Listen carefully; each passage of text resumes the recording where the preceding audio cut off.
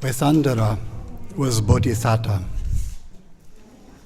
He had made determination to become a Buddha. He had received definite prophecy that he would become Buddha. In his next human birth, he would become Siddhartha Gautama, who would become fully self-enlightened one, Samma Sambuddho. Our Buddha, the Buddha of our dispensation. So what was Vesandara practicing in order to become a Buddha? He was practicing parami. Parami is a Pali word. In English we usually translate it as perfection. So there are 10 parami, 10 perfections. These are wholesome qualities, actions, behaviors that we cultivate as disciples of the Buddha. They're like virtues. So there are 10. The first is, they're usually listed in order, dana, which we translate in English as generosity or charity or simply giving. The second is sila, which is morality, moral behavior. The third is nekkhamma, which means renunciation, giving up things that are desirable to us, things that we're comfortable with, things that we like when we need to give them up, when it's good to give them up, nekkhamma. The fourth is panya, wisdom, knowing the Four Noble Truths, the teaching of the Buddha, and acting accordingly. Wise, being wise. The fifth is virya, which means energy, zeal, going to it, doing the work. The sixth is khanti, patience. The seventh, satya, truth, truthfulness. The eighth, adhitthana, which means determination, perseverance, sticking with it, being resolved. The ninth is metta. We all know metta, loving kindness. And the 10th is upekkha, which means equanimity, being even-minded.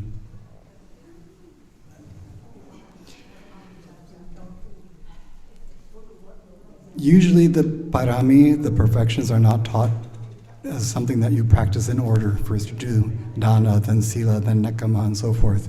We need to practice all of them more or less, all the time together.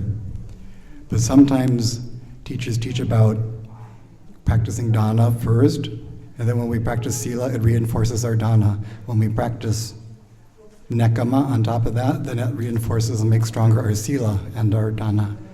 And when we practice panya, so on and so forth, each time we add one of the paramis, it reinforces all the ones that come before it.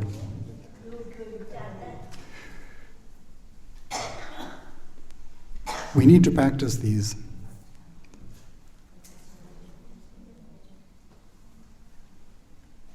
It's our choice whether we do or not. But we cannot achieve liberation, we cannot achieve enlightenment for sure without fulfilling the perfections, which is what the Bodhisattva example teaches us today. If we practice them, even if we're not aiming for full enlightenment in this life, our lives become easier. Our lives are lived in accordance with the teaching of the Buddha. Our lives are lived in conformity with the Dhamma. And if we do that, our suffering, our defilements grow less and less. Our happiness and our joy become more and more. They increase. So it sounds like a good deal. So you can choose to practice them or not. But the first parami, dana, the first perfection, generosity, or just giving, is the example we see in Vesandara today. It's the easiest one the teachers teach us. It always comes first. Dana, giving, is something that comes very natural to sentient beings, human beings especially, but animals too. We care for one another, we want to help one another, we want to be kind to one another. We want people to be kind to us. Because we want people to be kind to us, we be kind to other people sometimes. So it's a natural thing. And we can reinforce it and use it. And it becomes a powerful thing on our way to enlightenment, to nibbana. It helps us practice the path laid out for us by the Buddha. Dana can take a lot of forms. We don't have to give big gifts. We can give small gifts. We should all give at least something. We don't have to give all the time. We only need to give. It's okay if we give only when we have something to give. We don't have to make ourselves poor. Give out of what we have. When we give, we should give only for the sake of giving, to help someone else be happy or to be free from suffering. In this way we also practice two of the Dhamma viharas. We practice compassion, we practice loving kindness, karuna and metta. We should try not to give in order to build up a reputation for ourselves so that people see us giving, so that they think better of us. This is defeating the purpose of giving, because then we're greedy for fame or for a good reputation. So we're not giving something away, we're using giving as a means of getting something else. Recognition, approval.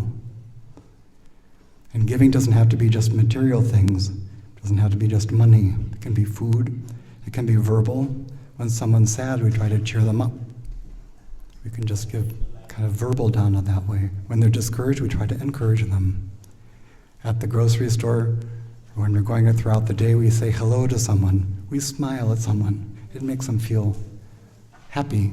Maybe they were kind of dull or depressed, and just a word or a conversation or just a greeting can lift someone's spirits. That's a way of being generous, of being kind to someone else, and it doesn't cost anything. And we shouldn't do it just so that they be kind to us in return.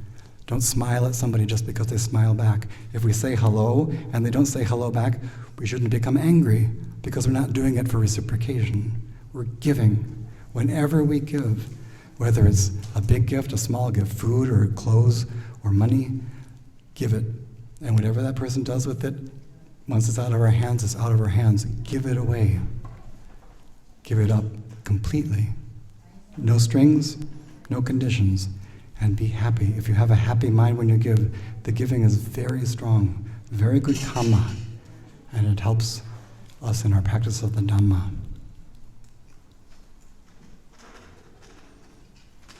Giving has obvious effects. This I find to be true with all of the teaching of the Buddha. When we practice, the results, there's a word in Pali, akaliko, which means timeless, but sometimes I like to interpret this as it's immediate. You don't have to wait for a result. Whenever we do something good, we practice something good, good results come immediately. So we can give something away, we're lessening our sense of self, our attaditi, sakaya diti, which is the basic ignorance, the basic problem that is causing us suffering and keeping us trapped in the realms, the cycle of suffering of samsara. So we become less self-conscious, more conscious of others.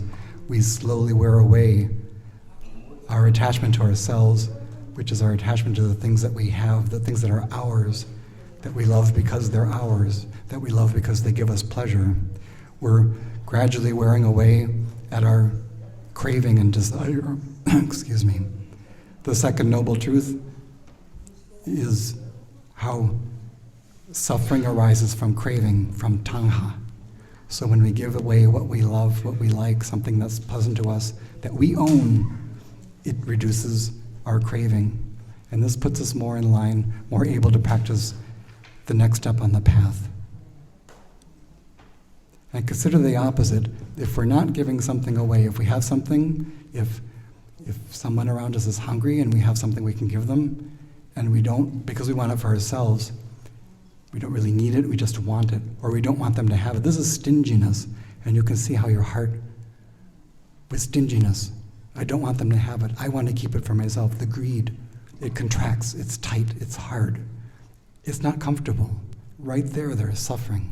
As soon as we can break that away, loosen it, give away, be generous, offer something to another being, even an animal, the heart becomes softer and gentler, and there's more light. And there's a feeling of lightness also.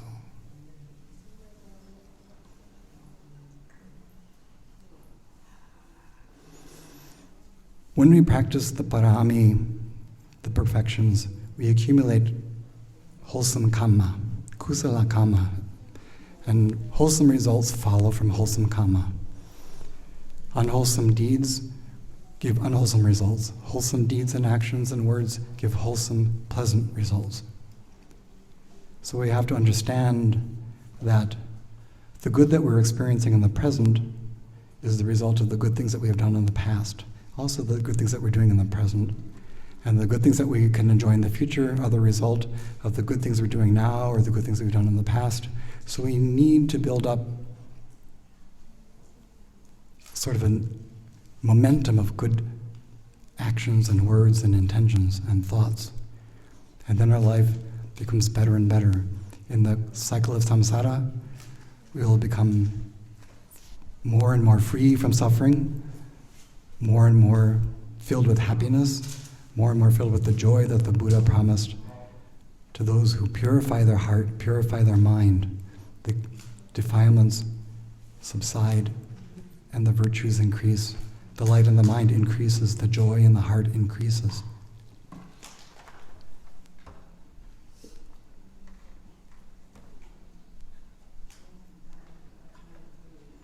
So also remember that giving can give us a sense of anatta, selflessness. What arises and comes into being because of causes and conditions. And we have to concentrate on the causes and conditions to bring those good things into effect. If we cling to the result, if we have craving and attachment and greed, this is defilement. And we're, by enjoying the result of the good karma that we have done in the past, these good conditions, by holding on to them, we're destroying the possibility that those results can arise again in the future. If we cling to the results, we destroy the causes of those good results. So we have to concentrate on the causes. One of the causes of a good rebirth is generosity and giving, and the other, rest of the 10 perfections. And because of anatta, we can't hang on to what we have anyway. It's not really ours. We can't really control it. It doesn't really exist in a sense in the first place, but that's a very deep insight. But it's not possible to keep these things. Certainly by the end of our life, either everything we have is going to leave us or we're going to leave it. There's no third option. So we might as well take advantage of the material things that we have. The words in our act, be kind, give away what we can when we have the opportunity. And we build up virtue out of something that is essentially worthless, something that's not ours. The parami, the perfections, and when we develop them, they're truly ours. The things around us, even our own bodies, they don't really belong to us. They're not us, they're not ours. Anatta. One of my teachers asks his disciples, in a day, in an hour, we human beings, how many things are we doing in 1 hour? 1, 10, a dozen? And they come up with different numbers. And my teacher says, always, every moment, we are only doing 2 things, actually, one of 2 things. Either kusala or akusala, either wholesome or unwholesome. Our intentions and thoughts are either wholesome or unwholesome. Words either wholesome or unwholesome.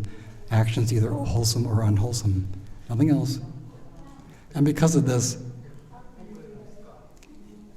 our human birth now and the good things we enjoy, as I said, are the result of our wholesome words and deeds and intentions in the past. So in order to maintain our level in the cycle of samsara as human beings, we need to maintain our level of virtue. The Buddha talked about how among human beings, those human beings who die and then take rebirth as a human being in the next life, very few. He says smaller than the dirt you can fit on his fingernail compared to the soil and the whole planet Earth. Very few human beings die and get reborn as human beings. Devas, very few devas when they die get reborn as devas or human beings. Most, like the number in the great earth, they take a lower rebirth. They go into the four willful states underneath human realm. They become animals, they become ghosts, they become hungry ghosts, or they become hell being. Very few people stay on the same level or go up. So just like when you're swimming or you're in an airplane, if you want to stay up, you have to keep making the effort. So we have to keep doing kusala kama. If we do akusala kama, we're going to go down. If we want to go even higher than we are, more kusala kama. Otherwise, cannot go up. Otherwise, go down.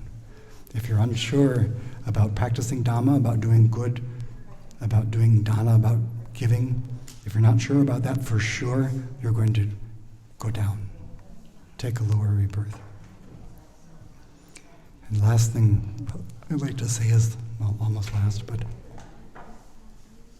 Bhante Dara was talking a few weeks ago about the second noble truth says that suffering arises from craving, tangha, which is related to upadana, attachment. We like something and then we cling to it.